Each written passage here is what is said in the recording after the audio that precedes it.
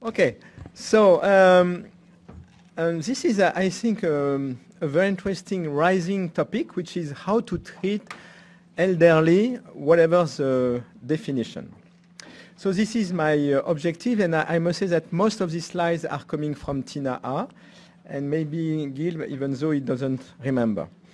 So I will talk about the burden of IBD in the elderly, the phenotype, is there a specific phenotype, medications and how we should use that, and we already discussed that this morning, and some general principles.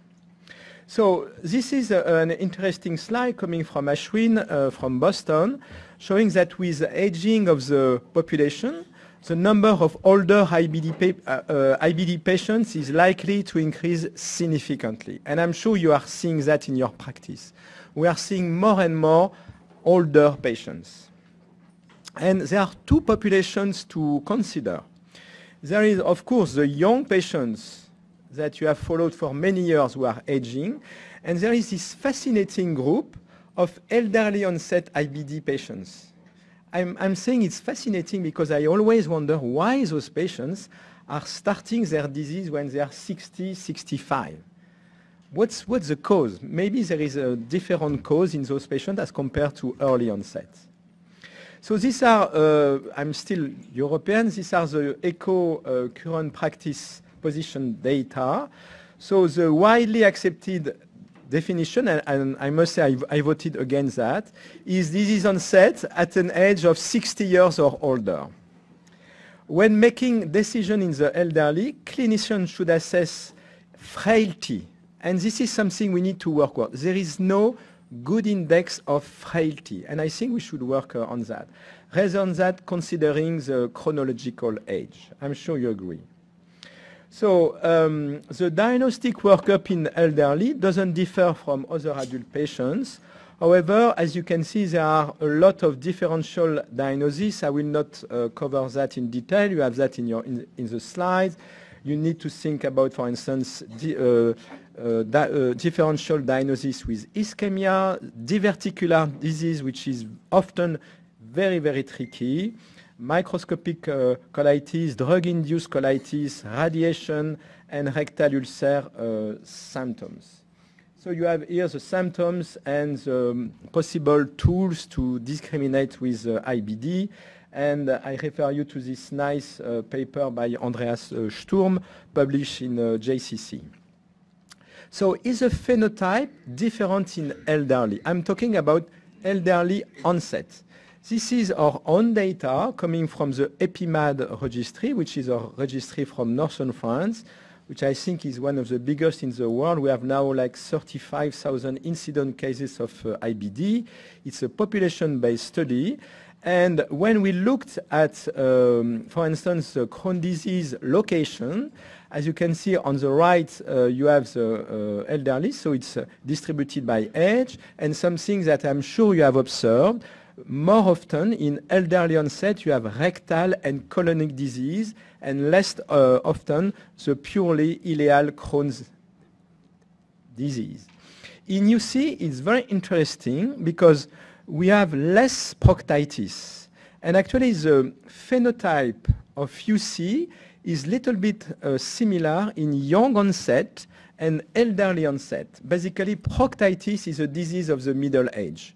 It may be related to smoking because the young don't smoke, and very often the elderly stops smoking, but this is something that we have observed.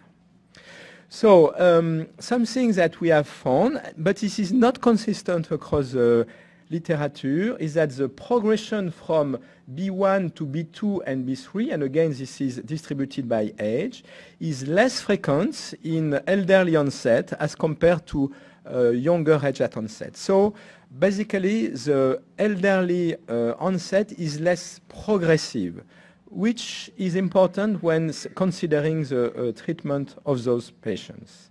And this is a curve. You remember the curve from Jacques Cohn showing a strong progression from B1 inflammatory to B2 and B3. As you can see, here it's much more flat. meaning that a large majority of patients starting with B1 behavior stay with B1 behavior in elderly onset. Interestingly, extraintestinal manifestation across the age of spectrum, what is more common are the ocular manifestations, while the other ones are even less frequent, like PSC or similar. Ocular manifestations are more common. Something which is, of course, very important to take into account that when you are dealing with an older patient, it's older, but there is a lot of problem you need to take into account, which are the problem of comorbidity. So depression, for instance, cognitive defects, congenital heart disease or acquired heart disease, diabetes, sarcopenia, poor sphincter tone. So you need to take into account everything, and current or prior history of cancer, which is a rising problem. And I must say, maybe we could discuss that. I have no clear answer to that question. What should we do, and what is it possible to use biologics in patients with past history of cancer? So it's a very complex problem because you need to take into account all those comorbidities. So what about medications? This is a single center study coming from US showing that basically there is a huge predominance of long-term steroids in elderly IBD patients. I think it's a little bit paradoxical because I believe the side effects of steroids may be even worse in elderly, but it reflects the fact that very often we are a little bit afraid, I think for bad reasons actually, to start biologics in an elderly patients.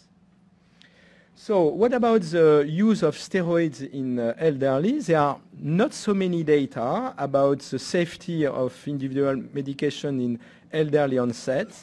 Steroids are not and shouldn't be in elderly like in other patients maintenance. There is an increased risk of steroid-related complication with age, and increased mortality and risk of serious infections. So you have all the list of side effects here. So don't believe that it's safe to maintain an elderly patient on long-term steroids. Actually, we have more and more biologics, and as I will show, we have now safer and safer biologics, and certainly much, much safer than long-term steroids. We should avoid long-term steroids in all patients, and this is especially true in elderly. So this is a Spanish multi-center study that was recently published, looking at more than 1,000 elderly patients compared to younger onset. Actually, in that study, there was a similar use of steroids.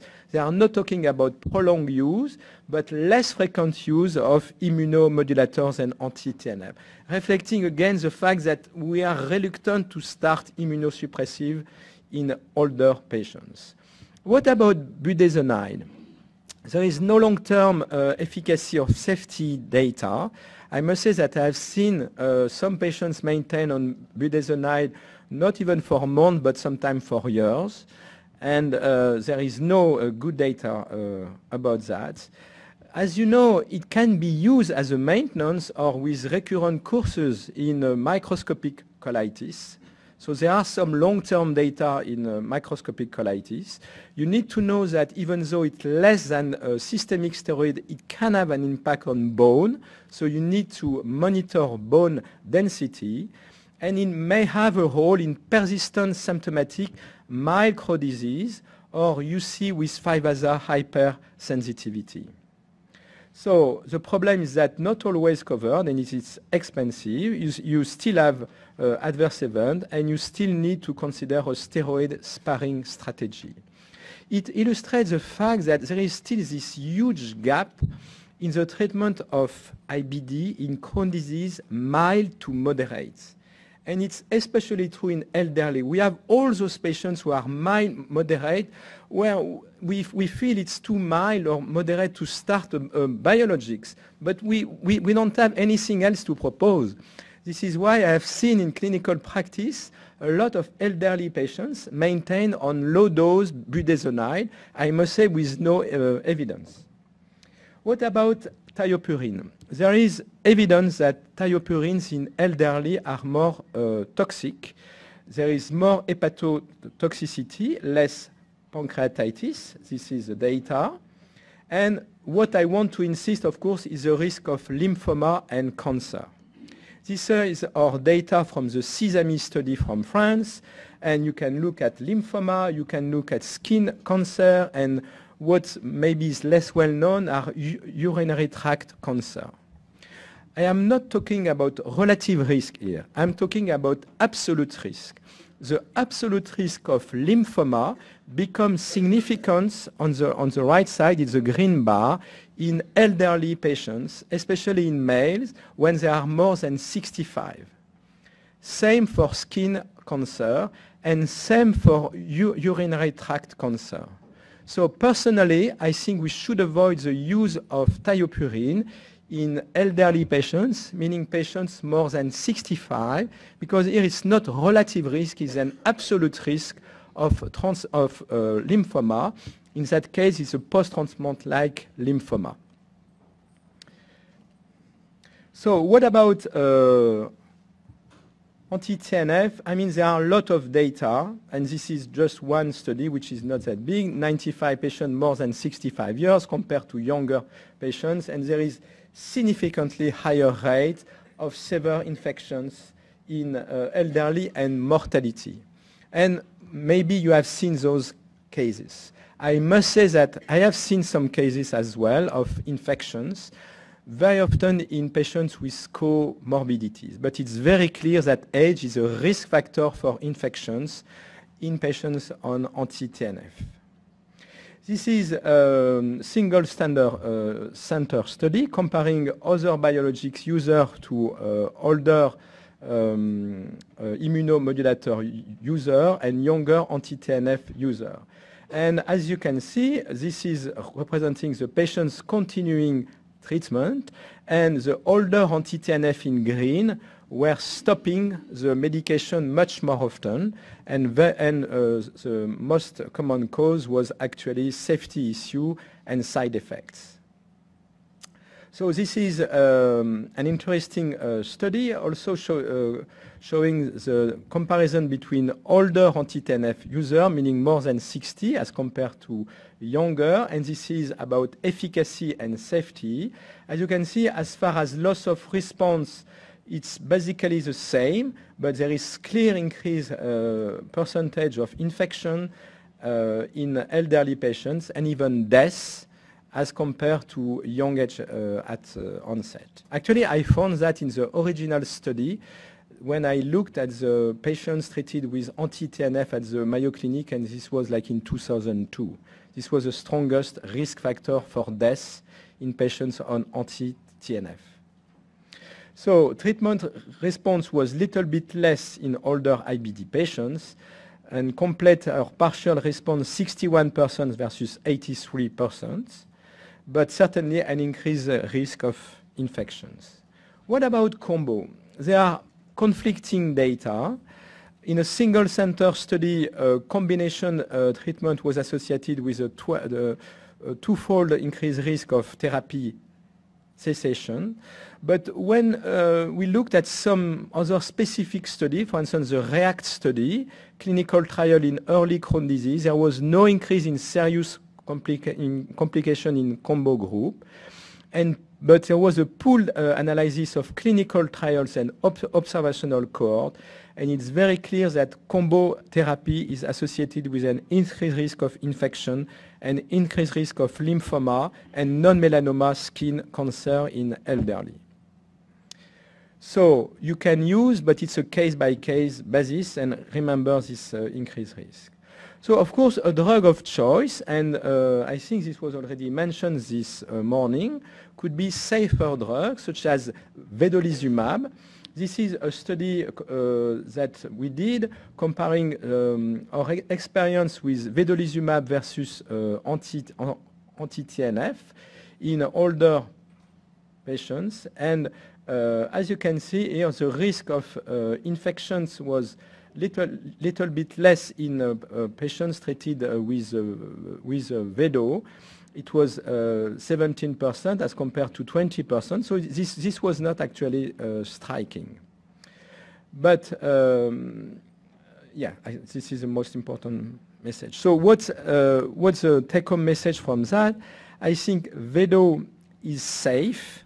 Is certainly safer than anti-TNF, generally speaking. And for me, it's why very often it's a reason for first-line therapy in elderly patients, especially in ulcerative colitis. With ustekinumab and tofa, we have less experience. We have good experience of ustekinumab in psoriasis. And actually, there was in older patients more risk of serious infection as well. And same with tofa. There is clear signal for increased risk of infections and need for discontinuations in elderly patients treated with tofa.